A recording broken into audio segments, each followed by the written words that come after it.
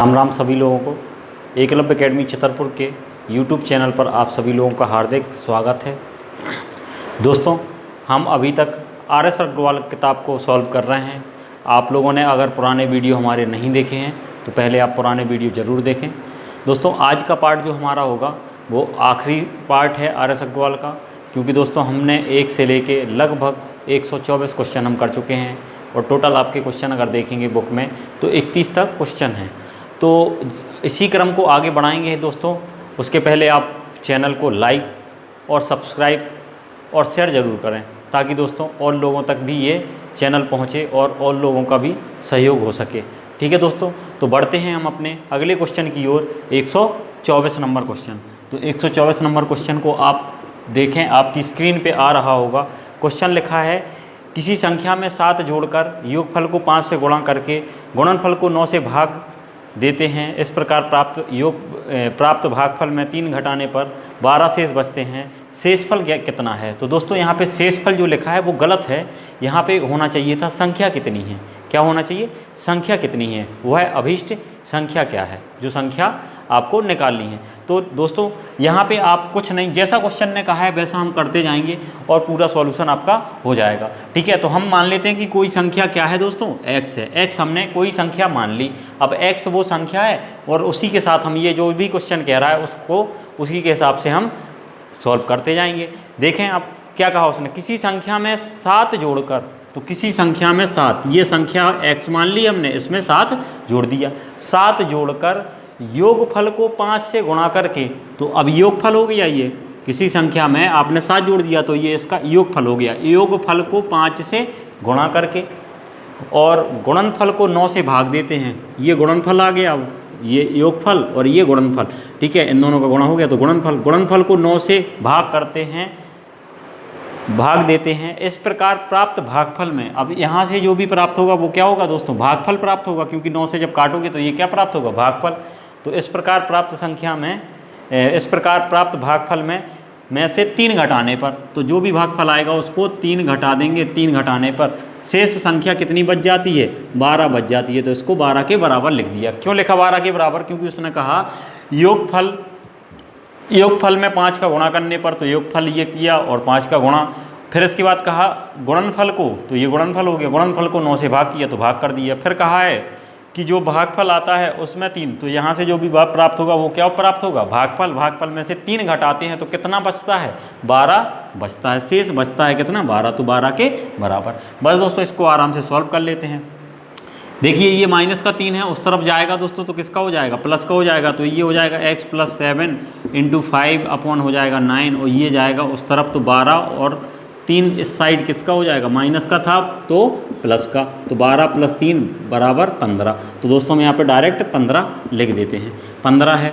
अगर आप यहाँ पे देखेंगे तो 5 से 15 कट जाएगा। कितनी बार कट जाएगा, 3 बार। क्यों कट जाएगा, क्योंकि ये गुणा में है तो काट सकते हैं, प्लस में होता तो नहीं काटते।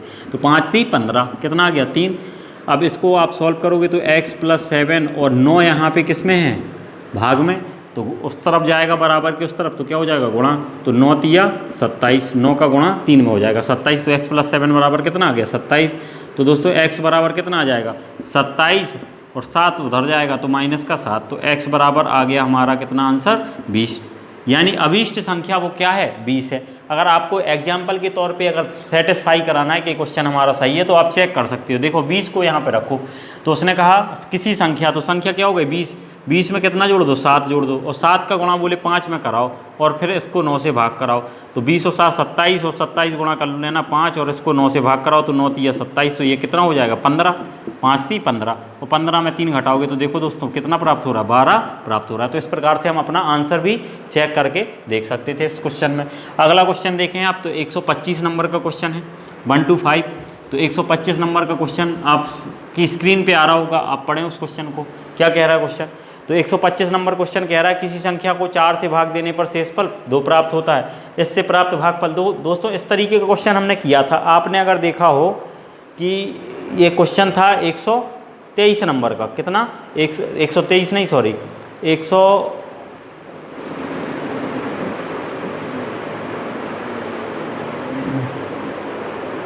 123 ही इसी टाइप का क्वेश्चन था। चलो 125 देखते हैं। तो इसकी 125 क्वेश्चन को आप देखें क्या कह रहा है क्वेश्चन। तो 125 में कह रहा है किसी संख्या को 4 से भाग देने पर, चलो तो हमने मान लिया वो संख्या कितनी है x है, इसको 4 से भाग दिया दोस्तों, कितने से 4 से। तो 4 से भाग दिया तो हम मान लेते हैं कितनी बार गया, कैपिटल Q बार। तो शेषफल बचता है कितना, 2। शेषफल प्राप्त होता है 2। फिर कह रहा है इससे प्राप्त भागफल, तो भागफल ये प्राप्त हुआ कितना, कैपिटल Q। तो कैपिटल Q प्राप्त हुआ। अब इस भागफल को, इसके भागफल को किससे भाग करना है, तो इसके भागफल को 5 से भाग देने पर, तो 5 से भाग दिया तो हम मान लेते हैं स्मॉल q बार गया, कितनी बार, स्मॉल q बार। और यहाँ पे शेषफल कितना प्राप्त होता है, 3 प्राप्त होता है। फिर इसके बाद कह रहा है इस प्रकार प्राप्त भागफल को, इस प्रकार प्राप्त भागफल को, यानी जो भागफल अब बचा तो उसको फिर से भाग करेंगे, किससे करेंगे, तो अब करेंगे इस प्रकार प्राप्त भागफल को 6 से भाग देने पर, किससे, 6 से भाग देने पर शेषफल 5 प्राप्त होता है। कितना शेषफल, 5 प्राप्त होता है। अब यहाँ पे संख्या ही दे दी उसने, सीधा क्या कहा है कि अंतिम भागफल कितना हो, 7 हो। यदि अंतिम भागफल कितना हो, 7 हो, तो यहाँ पे हम नहीं मानेंगे क्योंकि उसने खुद कहा है कि अंतिम भागफल कितना है, 7 है, तो हमने 7 ले लिया। दोस्तों इतनी बात आपको समझ में आई होप इतना आप समझ पाए होंगे।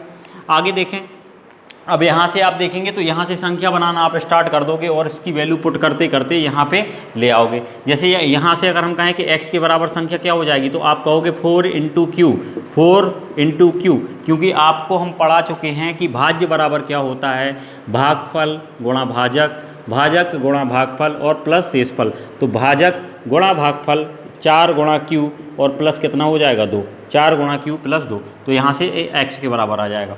यहाँ पे कैपिटल Q के बराबर क्या संख्या आएगी दोस्तों, तो 5 × Q, 5 × Q और प्लस हो जाएगा कितना, 3।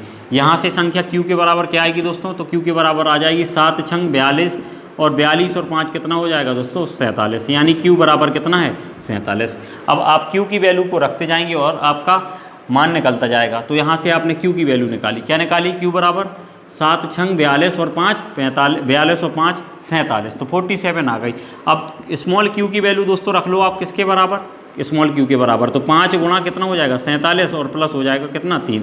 तो गुणा कर लेते हैं 5 का 47 में, 5 7 35 का 5 हासिल 3, 5 चौको 20, 20 और 3 23, यानी ये हो जाएगा कितना, 235। 5 चौको 20, ठीक है, 200 हो गया और 5 7 35, 35 आ गया, ठीक है, और प्लस 3 कर लो तो ये आपका कितना आ जाएगा, 238, 238 आ जाएगा। तो कैपिटल Q का मान कितना आ गया दोस्तों, 238। इस कैपिटल Q का मान आप यहाँ रखोगे तो आपकी वो संख्या प्राप्त हो जाएगी। हमने वो संख्या x के बराबर मानी थी।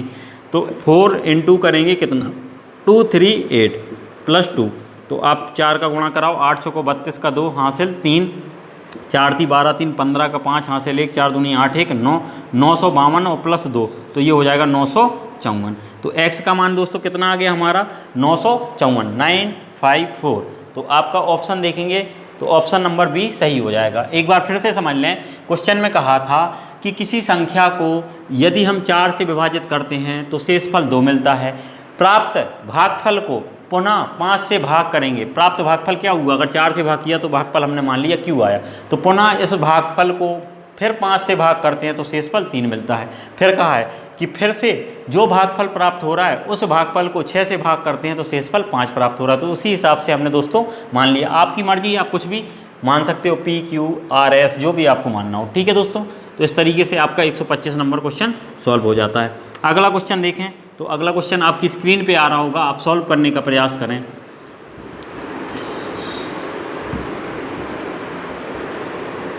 तो 126 नंबर क्वेश्चन देखें आप। तो 126 नंबर क्वेश्चन में दिया गया है कि 4 प्राकृत संख्याएं इस प्रकार हैं कि उन्हें 3-3 करके जोड़ने पर, समझना आप दोस्तों, जैसे मान लीजिए 4 प्राकृत संख्या हैं। 4 प्राकृत संख्या तो समझते होंगे आप, प्राकृत संख्या नेचुरल नंबर, यानी 1 2 3 4 और ऐसा कहाँ तक, अनंत तक, ये कहलाती है प्राकृत संख्या। तो कोई भी 4 प्राकृतिक संख्याएं हैं तो हम मान लेते हैं कि 4 प्राकृत संख्याएं A B C और D हैं। फिर कहा गया है कि इनको जब 3-3 करके जोड़ा जाता है, यानी 3-3 के जोड़े में, जैसे पहले हमने A + B + C जोड़ लिया, समझना। अब अगला हम जोड़ लेते हैं A + और C + D जोड़ दिया। फिर अगला जोड़ लेते हैं दोस्तों हम B + C + D, ठीक है। अब और क्या पेयर बन सकता है, पहले हमने A + B + C जोड़ लिया, फिर B C D जोड़ लिया है, A + C + D जोड़ लिया है, और क्या जोड़ सकते हैं, तो हम जोड़ सकते हैं A B C तो हम एक जोड़ सकते हैं ए बी और डी को। किसको? ए बी डी को। अब और कोई पेयर बन नहीं रहा है, तो चार अलग अलग जोड़े बना लिए हमने। चार प्राकृत संख्या है, तो पहले हमने ए बी सी को जोड़ लिया, ए बी सी को। फिर हमने जोड़ लिया बी सी डी को, तो बी सी डी को जोड़ लिया तीनों को।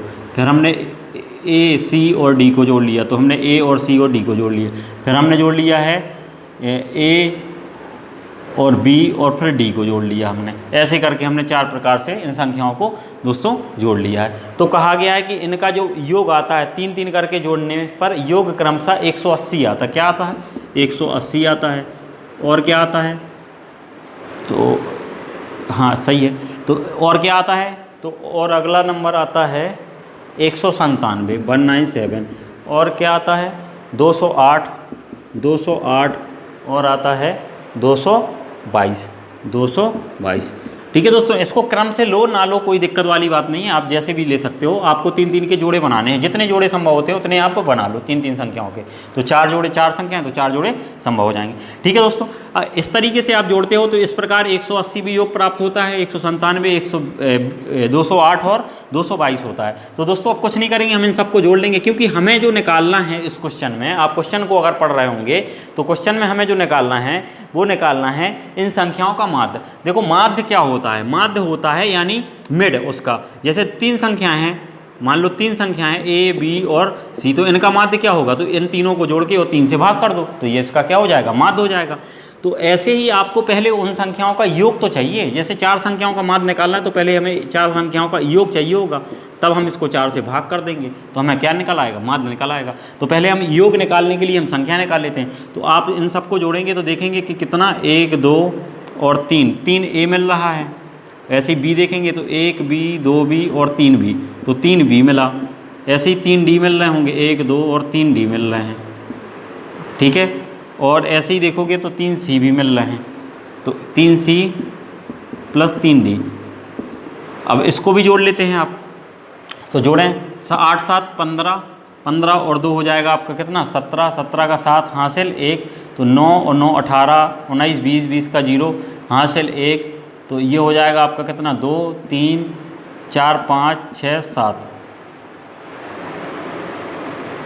गलत हो गया क्या जोड़? 1 7 8 15, 15 2 17 का 7 हासिल 1, 8 और 8, 8 और 8 16 और 16 2 18, 19 20, 20 का 0 हासिल 2 थी, तो 2 और 3 4 5 6 7 8, कितना आ जाएगा? 807 आ जाएगा। तो दोस्तों इस प्रकार 807 मिल जाएगा। आप इसमें से देखेंगे सभी में से क्या कॉमन मिल रहा है? 3 कॉमन मिल जाएगा। तो आप इसको लिख सकते हो इस प्रकार से 3a + b + c + d, और यहाँ बराबर कितना हो जाएगा? 807। तो यहाँ से a + b + c + d का मान आ जाएगा दोस्तों कितना? 807। भागे कर लोगे कितना? 3, 3 से आप भाग करो तो 3 से जाएगा 3 दूनी 6, 3 छंग 18, 18 2 बचेगा, 3 नाम 27, तो 269 आ जाएगा।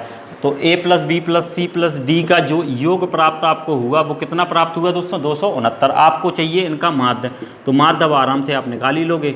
चार संख्याएं हैं तो माध्य निकालने के लिए 4 से भाग कर दो, तो 4 से भाग कर दो तो 269 को भी आप क्या करो? 4 से भाग करोगे तो 4 छंग 24, सही बटे में शायद आंसर आ रहा है तो सही बटे में लेके चलेंगे। 4 छंग 24, अब पूरा चला गया कितनी बार? 4 बार, 4 छंग 24 6 बार। अब बचा कितना? यहाँ पे 2, तो 4 7 28, बचेगा कितना? 1, तो 67 सही 1/4 ये आपका माध्य हो जाएगा चार संख्याओं का। कितना हो जाएगा? 67, 4 67 सही 1/4 आपका क्या हो जाएगा? आंसर हो जाएगा। अगला क्वेश्चन देखें तो 127 नंबर का क्वेश्चन देखें आप। इस क्वेश्चन में आपको दिया गया है 27 नंबर में 3 अंकों की संख्या, 3 अंकों की एक संख्या है कोई, 3 अंकों की एक संख्या 4a3 और दूसरी एक 3 अंकों की संख्या है 984। कितनी है? 984। तो इनको जोड़ के जब 3 अंक की ये संख्या और 3 अंक की ये संख्या, इन 3 अंकों की संख्या को जोड़ के एक 4 अंक की संख्या बनाई गई। इन दोनों को जब जोड़ोगे तो कितने अंक की संख्या बनती है? 4 अंक की संख्या बनती है। क्या बनती है? 1 3 b और 7। क्या बनती है? 1 3 b 7, 13 b 7। ये एक संख्या प्राप्त होती है। आप क्वेश्चन को ध्यान से पढ़ें दोस्तों। कहा है 3 अंक की संख्या 4a3 और 984 को जोड़ के एक 4 अंक की संख्या 13b7 मिलती है, जो कि ये जो है वो किससे 11 से विभाजित है। तो आपको बताना है कि a और b का 3a + 4b का मान कितना होगा। तो दोस्तों आपको यहाँ पे एक बहुत बड़ा हिंट मिल गया है, बहुत बड़ा सपोर्ट मिल गया है कि ये 11 से क्या है विभाजित है। क्या है 11 से विभाजित। तो 11 से विभाजित है तो 11 का नियम लगा के हम यहाँ से b का मान निकाल सकते हैं, क्योंकि आप जानते हैं कि ये संख्या 11 से विभाजित कब होगी, जब सम स्थानों के अंक और विषम स्थानों के अंकों का योग जो हो वो 11 से विभाजित हो, तो वो संख्या क्या होगी 11 से विभाजित। तो हम इसमें लगाते हैं 13b7 विषम स्थानों का अंकों का योग। तो विषम स्थानों के अंकों का योग आपका हो जाएगा कितना, ये हो जाएगा सम का ले लेते हैं तो 3 और 7, 3 + 7 हो जाएगा, और घटाना है विषम स्थानों के अंकों को तो 1 + b हो जाएगा। कितना 1 + b। तो इसके बराबर कितना आना चाहिए दोस्तों 0 आना चाहिए। तो यहाँ पे देखेंगे हम तो 7 और 3 कितना हो जाएगा 10, और माइनस अंदर जाएगा तो माइनस का 1 और माइनस का b। तो यहाँ से b की वैल्यू कितनी निकल आएगी, b की वैल्यू दोस्तों 10 में से 1 गया तो 9 आ जाएगा, और b उस साइड जाएगा तो b के बराबर कितना आ गया 9। तो b की वैल्यू तो दोस्तों हमने निकाल ली कि b की यहाँ पे वैल्यू कितनी रखनी पड़ेगी 9 रखनी पड़ेगी, तब जाके ये क्या होगा। तो b की वैल्यू 9 रख ली, तब जाके ये क्या होगा 11 से विभाजित, यानी b का मान यहाँ पे संभव है कितना 9, तब ही ये संख्या क्या होगी 11 से विभाजित। तो यहाँ से हम b का मान निकाल चुके हैं दोस्तों। तो b का मान कितना हो गया 9 हो गया, यानी 1397। और आपको बहुत अच्छे से पता है कि ये संख्या इस संख्या से जुड़ी है, तब जाके कितना प्राप्त होगा 1397। तो आप खुद बताएं 4 में 3 जोड़ा तो कितना आया 7, 3 में 4 जोड़ा तो 7 आया। तो अब बताइए यहाँ a का मान कितना संभव होगा कि 8 में जोड़ें कि 9 आ जाए। a का मान कितना संभव होगा कि 8 में जोड़ें तो 9 आ जाए, क्योंकि 9 और 4 तो कितना हो रहा है यहाँ पे 13 ही हो रहा है। तो यहाँ पे a का मान स्पष्ट है कि कितना होगा 1 होगा। ऐसे समझ नहीं आता तो आप बताइए कि इनका जोड़ कितना है 1397। तो 1397 के बराबर कितना है दोस्तों 4a3 और प्लस 984 है। तो यदि आप 984 से दोस्तों इसको घटा लेंगे, किसको 1397 को, तो आपको 4a3 का मान मिल जाएगा। तो 1397 से आप घटा लो तो भी आपको कितना मिल जाएगा 413 ही मिलेगा। देखना आप घटा के 7 में 4 गया तो कितना आएगा 3, 9 में 8 गया तो कितना 1, और 13 में 9 गया तो कितना आएगा 4, तो भी आपको क्या मिला 413। यानी a का मान जहाँ a है उसका मान कितना आया 1 आया। तो a का मान आपको मिल गया है, a का मान कितना मिला है 1, और b का मान भी आपको प्राप्त हो गया है। तो a और b का लिखा है 3a + 4b, इसका मान क्या होगा 3a + 4b का मान कितना होगा। तो 3a का मान कितना है 1 है, तो 3 का गुणा 1 में कर दो, प्लस 4 ये लिखा। b का मान कितना है, b का मान आया 9, तो 9 रख दो बराबर क्वेश्चन मार्क। तो हम निकाल लेते हैं। तो ये आपका आ जाएगा कितना 3 एकम 3 और 4 नाम 36, तो 36 और 3 कितना हो जाएगा दोस्तों 39। तो इसका मान कितना आ जाएगा 3a + 4b का मान 39, कितना हो जाएगा 39, यानी डी ऑप्शन आपका सही आंसर होगा। अगला क्वेश्चन देखें 128 नंबर का क्वेश्चन है। तो 128 नंबर क्वेश्चन को आप देखें क्या दिया है 128 नंबर क्वेश्चन में। 128 नंबर में कहा गया है दो ऐसी संख्याएं हैं कि पहली संख्या को 2 बार तथा दूसरी संख्या को 3 बार जोड़ा जाए तो योग 100 प्राप्त होता है। आप समझना बात, कोई दो संख्याएं हैं, मान लिया हमने क्या है x या y, चलो x और y ना लेके हम a और b लेते हैं कि दो संख्या हमने मान ली कितना a और b है। एक संख्या a है दूसरी संख्या b है। कहा गया है कि दो ऐसी संख्याएं कि पहली संख्या को 2 बार जोड़ा जाए, यानी a को 2 बार जोड़ा जाए a को, तो a और a 2 बार जोड़ा जाए। और कहा गया है दूसरी संख्या को 3 बार जोड़ा जाए और दूसरी संख्या को 3 बार, यानी b है तो b को कितनी बार जोड़ा जाए 3 बार जोड़ा जाए। तो योगफल जो प्राप्त होता है वो 100 प्राप्त होता है। जो योग प्राप्त होता है यानी इन दोनों का योग जो है वो प्राप्त होता है तो कितना 100, यानी पहली संख्या को a को हमने 2 बार जोड़ा और b को कितनी बार 3 बार जोड़ा, तो योग कितना प्राप्त हुआ 100 प्राप्त होता है।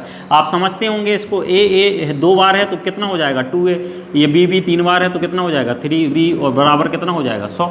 आगे कहा गया आपसे इसी प्रकार पहली संख्या को 3 बार, अब पहली संख्या को 3 बार जोड़ा जाए तो पहली संख्या को दोस्तों अगर 3 बार जोड़ोगे तो a + a + a 3 बार जोड़ेगी, और दूसरी संख्या को 2 बार जोड़ा जाए और दूसरी संख्या को 2 बार, तो दूसरी संख्या को 2 बार जोड़ लिया तो इनका योग प्राप्त 120 होता है। तो दोस्तों इस हिसाब से आप क्या लिख सकते हो 3a + 2b, तो 3a + 2b आ जाएगा आपका कितना 3a + 2b और बराबर कितना हो जाएगा 120। तो यहाँ से आप देखेंगे एक आपका ये 2 इक्वेशन बन गई। तो आपको यहाँ पे बड़ी संख्या और छोटी संख्या बतानी है।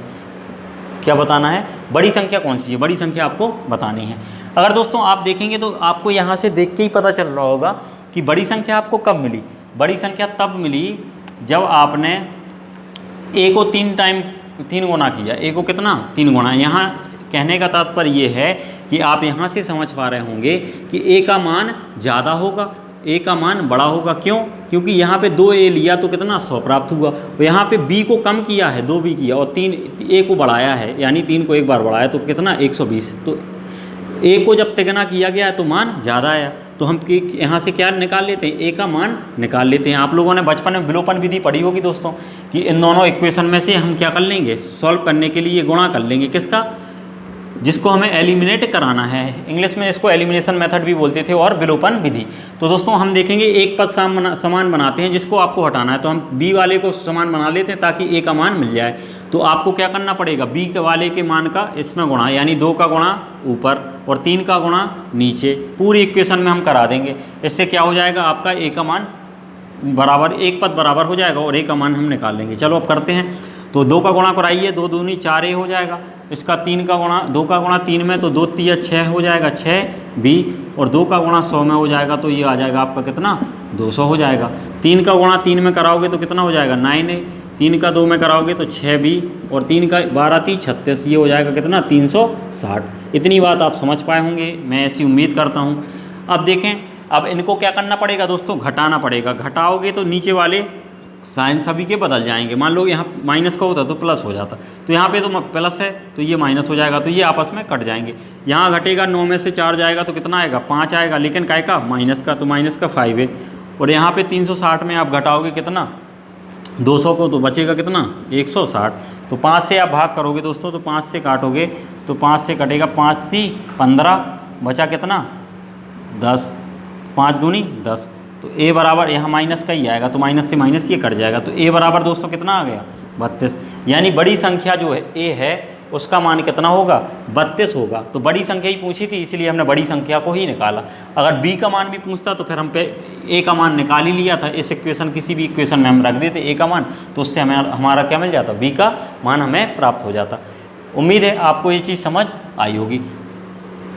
दोस्तों हम बिल्कुल अंतिम चरण में हैं नंबर सिस्टम के, तो आप लोग बिल्कुल एक एक क्वेश्चन को लगा के देखें, खुद से सॉल्व करके देखें। दोस्तों जब एक एक सवाल आप एक नंबर सिस्टम का आर्यस अग्रवाल का आप लगा के देखोगे, एक किताब किसी बुक को लेके चलना, ठीक है।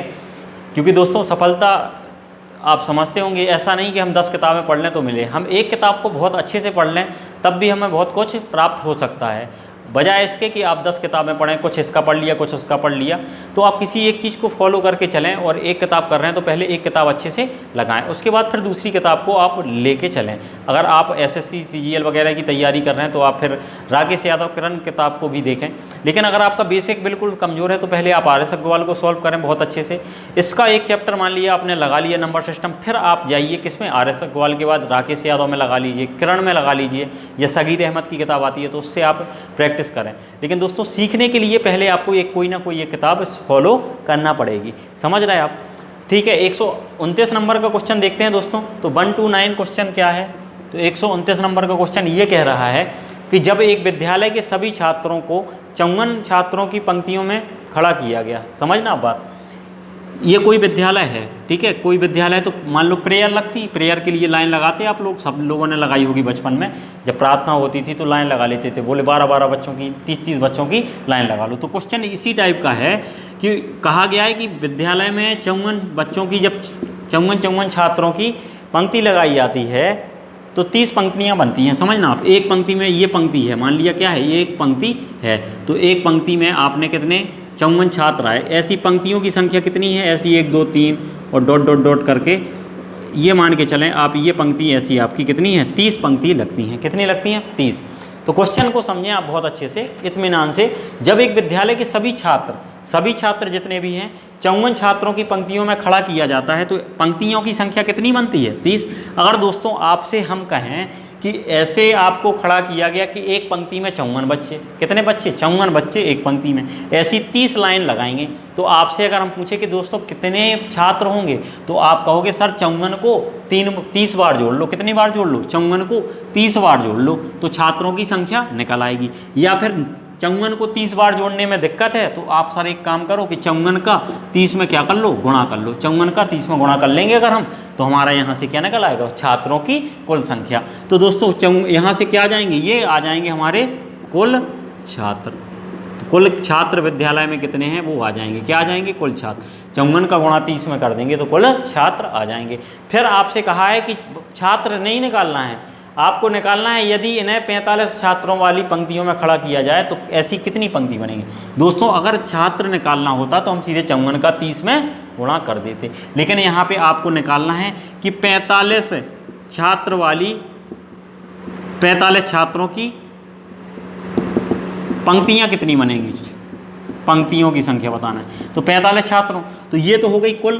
तो कुल छात्र को आप क्या कर दोगे? 45 से भाग कर दोगे दोस्तों। किससे? 45 से, क्योंकि 54 गुणा 30 ये आपके पास कुल छात्र हैं। तो कुल छात्रों को 45 में भाग में बांट दो। तो 45 में भाग में बांटोगे तो कितने भाग हो जाएंगे, यानी कितनी पंक्ति हो जाएंगी। तो आप इसको काटें, ये काटेंगे 9 से, 9 पन्ना 45, 9 छक्के 54, ये काटोगे 5 से 5 छक्का 30, तो ये बता रहा है कितना? 6 छंग 36। कितनी पंक्ति बनेगी दोस्तों?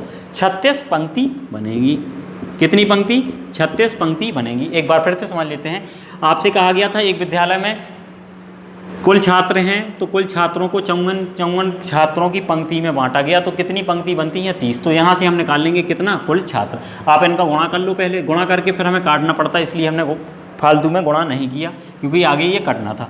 फिर आपसे कहा गया 45 छात्रों की पंक्तियों में अगर इनको लगाया जाए बच्चों को, कुल बच्चों को, तो कितनी पंक्ति? तो कुल छात्रों को कुल पंक्ति में, एक पंक्ति में जितने छात्र थे उससे हमने क्या कर दिया? डिवाइड कर दिया। तो इससे निकल आया, इससे क्या निकल आया आपका कि पंक्ति कितनी, यानी 45 छात्रों की यदि पंक्ति लगाई जाएगी, एक पंक्ति में 45 छात्र होंगे तो कुल पंक्तियों की संख्या जो होगी दोस्तों वो कितनी हो जाएगी? 36।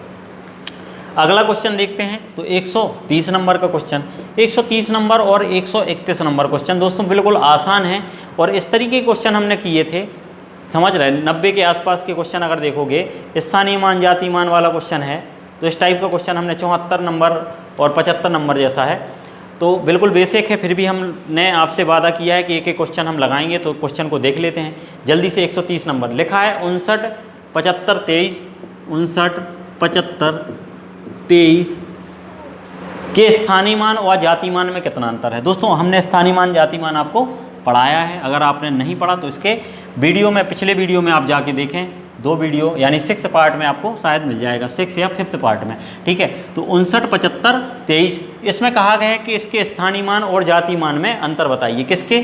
7 के स्थानीय मान। तो दोस्तों यहाँ से 7 के स्थानीय मान, तो आप जानते हैं 7 का स्थानीय मान बहुत आसान है। 7 लिखा हमने, फिर 7 के बाद जितने अंक हैं उतने 0 लगा दो, 1 2 3। और इस जाति मान तो आप जानते ही हैं, 7 का जाति मान कितना होगा? 7 ही होगा। तो 7 का जाति मान हमने 7 यहाँ पे रख दिया। का अंतर यानी 7 का स्थानीय मान 7000 और 7 का जाति मान 7, इन दोनों का अंतर यानी घटाओ कितना आएगा? तो 10 में 7 गया तो दोस्तों कितना आ जाएगा? 7 घटा लो सीधे, यानी ये बच जाएगा 6993। कितना आ जाएगा? 6993, सही आंसर हो जाएगा। अगला क्वेश्चन देखें दोस्तों, 131 नंबर का क्वेश्चन यहीं देख लेते हैं।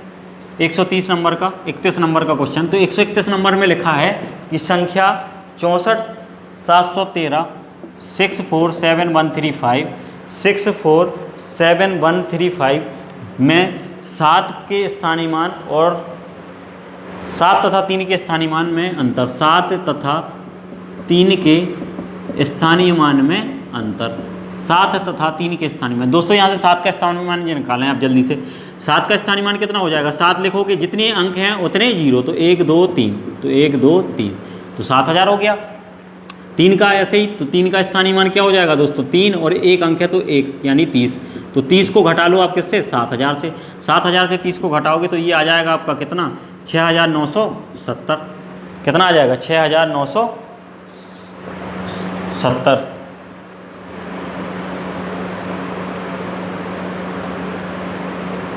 6970 हो जाएगा, डी ऑप्शन आपका सही हो जाएगा। ठीक है दोस्तों, तो इस प्रकार से दोस्तों हमने आर.एस. अग्रवाल का पहला चैप्टर बहुत अच्छे तरीके से आपको कवर करा दिया है। उम्मीद है दोस्तों आप सभी लोगों का प्यार रहा, तो ऐसे ही हम अगला चैप्टर यानी जो भी होगा LCM SCF या और भी कोई चैप्टर उठाएंगे और पूरा चैप्टर इसी तरीके से एक एक क्वेश्चन आपको समझाएंगे। दोस्तों बस आप हमारे साथ बने रहिए और एक एक क्वेश्चन को आप अपने हाथों से लगाइए। ठीक है दोस्तों, तो अगले वीडियो में अगले टॉपिक के साथ हम आपसे मिलेंगे। तब तक आप ये पुराने वीडियो को रिवाइज करें और देखते रहें। ठीक है दोस्तों, धन्यवाद।